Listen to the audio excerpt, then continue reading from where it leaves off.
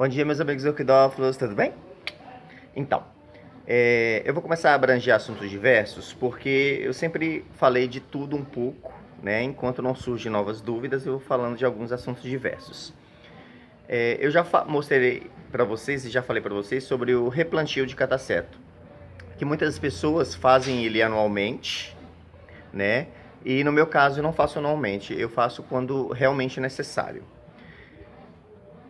Aí, num dos meus vídeos, eu falei que a gente deve molhar os catacetos no finalzinho de agosto para setembro, né? Que é a época que a estação está mudando. E em muitos lugares já está chovendo. Aqui na minha região, realmente só começa a chover em outubro. Mas a estação muda, faz muito calor e é necessário que eu molhe os meus catacetos para que seus brotos cresçam fortes. Eu vou dar um exemplo. Este cataceto aqui, ó. Eu quero que vocês observem esse brotinho verde. Cruzamento da Chácara Bela Vista, Catacetum sacato vezes Pileato e novamente cruzado com o John Bruchet vezes Susan Fuchs. Então, essa planta, ela foi reproduzida e foi colocada nesse potinho e chegou nesse estágio, que é quase uma planta adulta.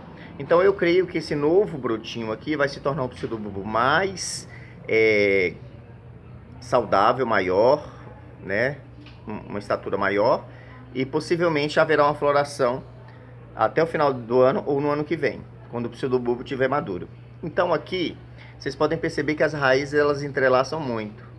Então, como isso é um vasinho muito pequeno, e para mim pode ser descartável, eu vou pegar uma tesoura, vou cortar de fora a fora para que não machuque as raízes do cataceto. Vou fazer o plantio da forma que eu ensino, com um vaso de plástico bem furado, né? O dobro do tamanho desse, o dobro do tamanho desse, um pouco maior. Coloco os caquinhos de telhas no fundo, acomodo todo o material, o resto de esfagno com raízes dentro do vaso e completo com o mix de casca de pinos, casca de carvão e brita zero lavada. E coloco o osmocote. Então, a partir desse momento que você perceber que o seu cataceto está brotando, é a hora de você molhar mais. Como tem esfagno, você só toma cuidado para não exagerar nas regras, ok? Agora vamos falar do osmocote. As pessoas mandam milhões de perguntas sobre formulação de osmocote. Não interessa. Não, muitos vão falar que é bom você ter um de cada, não interessa. Você pode usar qualquer osmocote, qualquer formulação de osmocote. Esse forte, que também vende na Chácara Bela Vista, é o mais conhecido. Essa formulação aqui, ó, 14, 14, 14, é o que eu uso. É o que eu uso porque é uma formulação balanceada, equilibrada, que vai suprir todas as necessidades da planta. Aí assim, eu queria um para floração. O que faz a orquídea dar flor é luminosidade. Se a sua orquídea ela precisa de mais luminosidade, ela só vai dar flor se ela receber mais luminosidade. Um exemplo disso é essa Cattleya nubilio. Perfumadíssima, cerúlea. Gente, não adianta eu colocar 300 toneladas de adubo nessa Cattleya nubilio e colocar ela num canto escuro, num lugar que ela pega pouca luminosidade. Então aqui atrás está o orquidário da Nesi. Então essa parte do orquidário dela pega sol, agora da parte da manhã, daqui a pouco o sol chega, a partir das 10, 11 horas e vai até o pôr do sol, até o entardecer. Então essa planta ela recebe muita luminosidade. Mas é uma luminosidade tão bem filtrada que as folhas não sofrem, tem um verde saudável. Primeiramente, essa nobilio estava apenas presa nessa madeira rústica. E como ela estava desidratando, porque nós tivemos um problema sério aqui com água, então eu coloquei nesse vaso e enchi de brita. Lá dentro eu coloquei o osmocote, uma buchinha de esfagno para segurar um pouco de umidade. E ela presenteou-nos com essa floração divina. O vaso plástico, quando ele não é furado, igual em muitos casos, então a drenagem dele é mais lenta e a água fica acumulada por mais tempo. Então você deve tomar cuidado. Este vasinho, por exemplo, desse Oncidium híbrido, ele não é furado. E para piorar a situação, ele tem chachinho e um pouco de esfagno, então ele sempre fica úmido.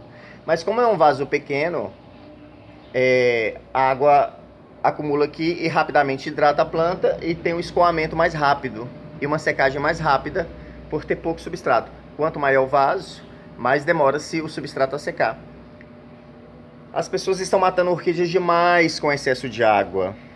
Botando pratinho debaixo do vaso de Phalaenopsis para colocar na sala da casa e tal. E depois fica falando, mas as raízes estão podres, a planta está murcha com a aparência de plástico mole.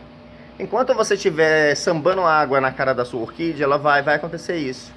Você não pode molhar muito, você tem que molhar adequadamente. O teste molhou, vai observando dia a dia quanto tempo leva o substrato para secar, molhe de novo. Não corte raízes verdes, não corte pseudobulbos que a folha caiu.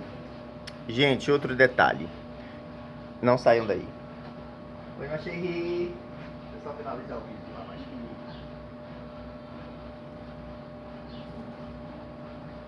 A maioria dos dendróbios, na época do inverno, perdem as folhas, especialmente para florescer.